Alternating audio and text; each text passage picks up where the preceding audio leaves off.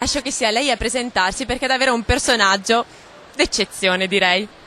Io sono Alice, bolognese ma vivo a Torino, sono un'insegnante di acrobatica e qui ho fatto il workshop di acrobatica. Alice, tu che sei un artista, vorresti raccontarci com'è stato in questi giorni lavorare con i ragazzi? Che ragazzi hai trovato e quanto sono stati disposti a lasciarsi insegnare, istruire, ma anche a collaborare assieme, a partecipare? Devo dire, stata molto fortunata perché ho trovato un gruppo di ragazzi che fanno break dance, quindi già loro erano molto portati per l'acrobatica. Li ho dovuti solo un po' raddrizzare e aggiustare, loro sono stati molto disponibili nell'ascoltarmi.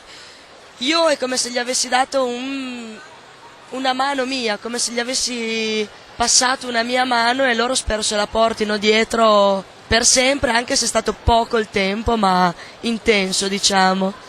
Grazie, proprio l'attività di un educatore, no? Che lascia un piccolo segno e poi i ragazzi matureranno su questo. Bene.